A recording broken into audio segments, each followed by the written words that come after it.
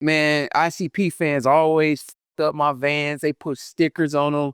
They spray paint them. So the beef is real. Even when I was managing D12, you would always see the backstage outside. It would be some clown makeup, the Hatchet Man.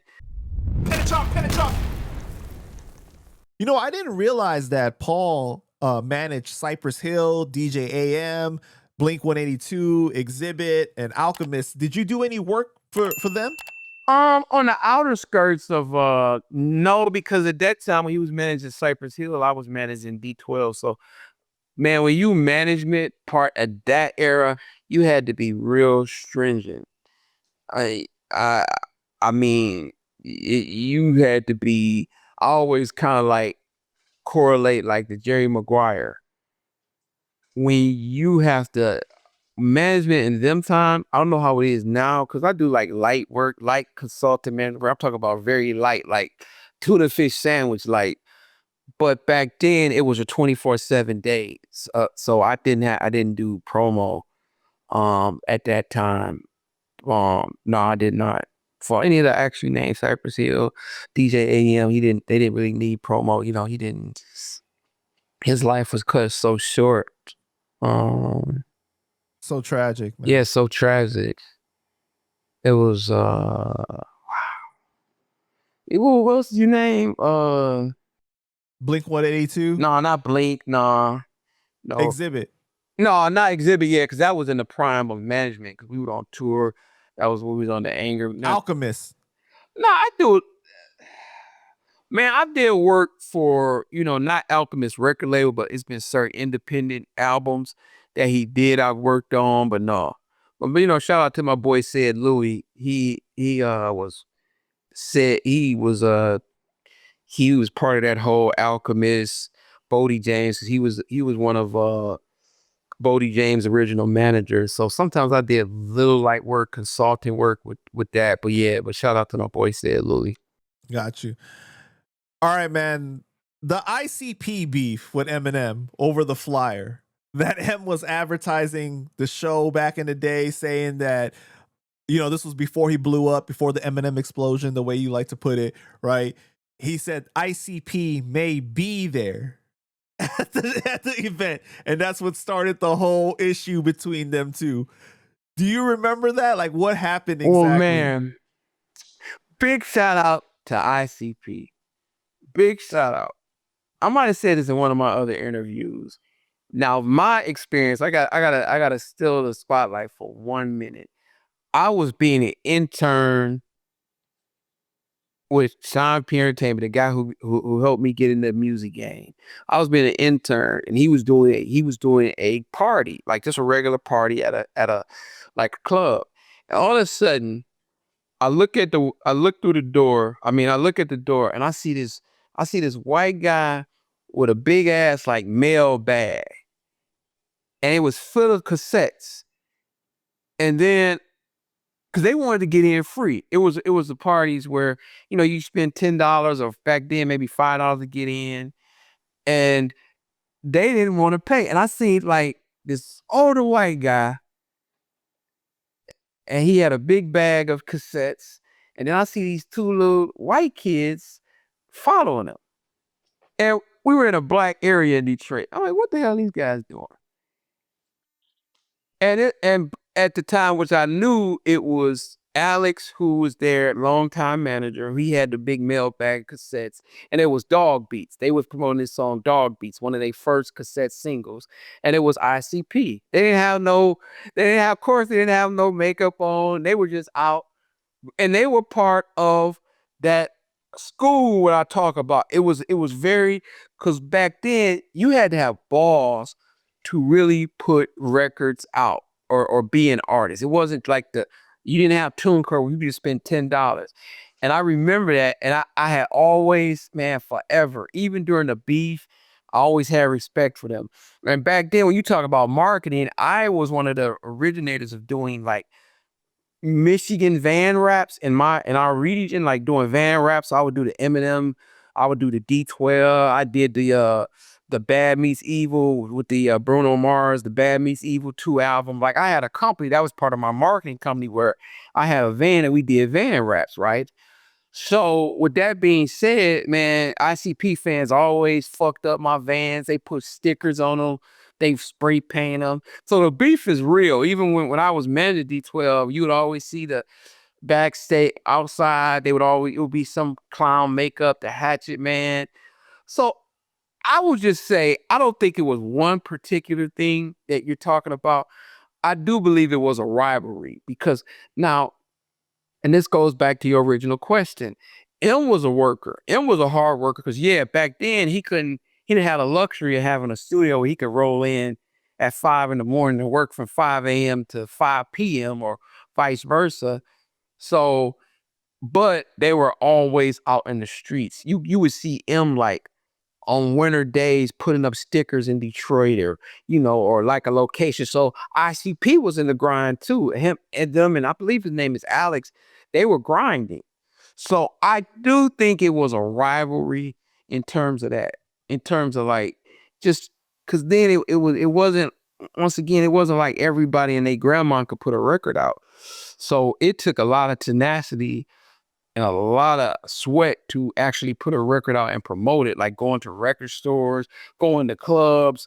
So I think that it was more like a rivalry. And once again, I was in that scene. So I know you talk about different Pacific time dates or events, but I just remember it was a rivalry, honestly. It was a rivalry. And it just all Well, worked. I heard that it was one of the more serious beefs that M was involved in, though. Like, wasn't there like a paintball shootout that like the 8 Mile movie is inspired by? Like that scene, isn't that like part of like? It's a mix of a lot. 8 Mile, honestly, and once again, this ain't Mark Hicks inserting himself, but I 8 Mile was Paul and Eminem and Stuart Parr, which is one of the partners who was one of the executive producers. It was basically a love letter to Detroit. So it was a mix of all different aspects of people's lives, of everything in that movie. So it was some people like, oh, that's that part. When you watch it and you came up in this graduating class, this school of coolness that we were a part of, it was more so a like a love letter. So it was different aspects. And I guess that's the question you're asking. It was different parts of that was so it wasn't a Pacific thing, but yeah, ICP, it was just a rivalry, man. It was and once again, we didn't have the internet per se. We didn't have like all this social media aspect. So when shit broke out, it really broke out in real time, like real life, like record stores or different clubs being at. It was just a rivalry, ICP, Eminem. And then the fans kind of took sides because once again, back then, like, yeah, I could be a Her fan or I could be I could be a whatever fan. I could be a Kendrick Lamar fan. I could just sit back and listen to him. But when you were a fan back then, you literally had to put gas in your car. You had to go and spend $10 or $20 for their music. You had to get you an ICP or Eminem shirt. So you were more invested, and that's what the music business is missing. I'm not gonna take a theory class on that, but when you were a fan back then, you had to be a committed fan because you had to like buy stuff. You had to like buy posters. Nowadays you could be a casual fan. Like, yeah, I'm a casual fan. I'm a casual fan of this kind. I'm a casual fan of this. But no, you had to be committed because that's where your pockets were. Because you were actually spending money. You wasn't just buying a $10 subscription on on Spotify or Apple. It's kind of like that's kind of like being a summertime fan. But then you had to be real fans. So yeah. So that's where that whole rivalry came. I just consider that rivalry. Mark, I think you being a little politically correct because there's stories about these Eminem shows, or there was one particular show where there was a fan that came in an ICP shirt and M stopped the show and told the crowd to carry that motherfucker out. They lifted him up and threw him out. And then the guy came backstage. You know what I'm talking about? Yeah, bro, I'm telling you, no, I'm saying the exact opposite. Yeah, that shit, it was a rivalry. It was motherfuckers who literally, like, man, we did Well, rivalry makes it sound a little more friendly though. Like it was real beef though, right? dude, Russia, Iran, and Iran and USA, they have a rivalry. I don't think that, when I say rivalry, I don't mean it like lighthearted. I don't mean it like Not Ohio friendly State, rivalry, Michigan. right? It's like, okay. Yeah, you said it. I never said the adjective Okay. friendly. No, I'm saying rivalry is, because, dude, I'm telling you, man, when we even did one-off shows. One-off shows mean, you just go into a city and do a show. Or if you're on tour, man, it would always be somebody like backstage. Not, no, they didn't get backstage. Well, maybe one or two at a time they snuck back there. But it would always, man, we would be doing tours. We did that when we did the anger management first tour with Limp Bizkit and all of that, and Exhibit. Man, every time we pulled into the tour bus, look to they call that load in, do the sound check. It would always be 2 or 3 people dressed up like ICP juggalos. Juggalos was everywhere. They would be standing out like just Of course, I'm wearing my Michigan shirt. Speaking of Michigan, shout out to Michigan for winning that chip for us. But it would be artists. I mean, I'm sorry, it would be juggalos like follow us everywhere. Like sometimes even at a hotel. Man, we would be in fucking Portland, Oregon, and we would be fucking in Kitchener, Ontario, or fucking Montreal, and these motherfuckers would be. It was a cabal of them motherfuckers. Yeah, so it wasn't. I'm not saying that lighthearted. Trust me. Got you. Okay. And I got asked before you made that statement, dude. Them motherfuckers, them juggalos cost me so much fucking money. They would literally spray paint my van wraps. Said like I had an Eminem Encore van. And we would be outside a club, dude. These juggalos would be putting them Hatchet Man stickers. Sometimes one time they spray painted the Hatchet silhouette on my promo van. So them little fuckers cost me so much money. What could I do? Go to Geico and be like, oh, my van got harassed by some juggalos. I don't think I never made a claim. We just had me or one of my crew team. We just washed it, hot water washed it off, or fucking sit out there and scraped it off or whatever. Yeah, because I mean that skit on the Marshall Mathers LP, the Ken Kniff, and that's just so nasty, bro. You know what I'm talking about, right? Yeah, the first one. Yeah, the blowjob, the fake blowjob shit, whatever, yeah, all that stuff, and then the whole like Slim Anus, damn right Slim Anus, I don't get fucked in mine like you. Well, part I don't know if you've seen some of the videotapes of the concerts. We had a blow up doll that was part of the concert. Did you ever go to one of the concerts back then? They had a we had a custom made blow up sex doll, and it had a clown face. I don't know where Paul and M got that. It was specially ordered made. It was a blow up doll. Maybe you could see it. I don't know if we used it on the Up and Smoke tour, but I know during the tours before, maybe with the Warp tour. Like I said, I might be wrong, but I mean some of the tours we had a it was a blow up ICP sex doll. Yeah, we threw it in the crowd. It was a lot of them made because it was hitting. You see what I'm saying? It was. I think Emmett Paul made like 30 or 4 of them, or 40 of them, or something. Didn't Proof squash the beef between M and ICP? Nah.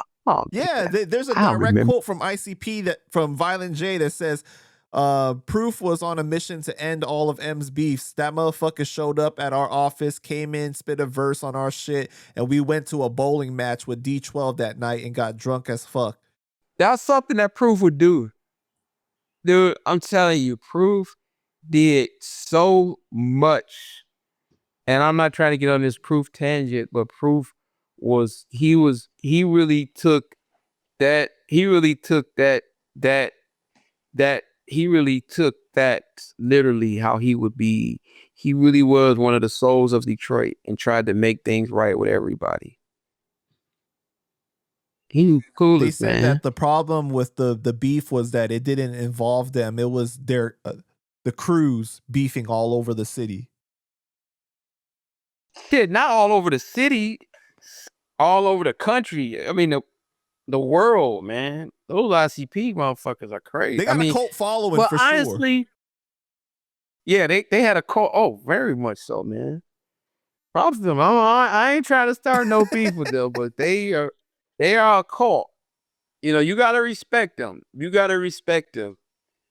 You gotta respect them, man. But honestly, they were really smart. Which one? Violent J? Which one? Yeah, I think Violent J, man, he's a brilliant businessman. Yeah, the other one's Shaggy He was Too Dope, brilliant. right?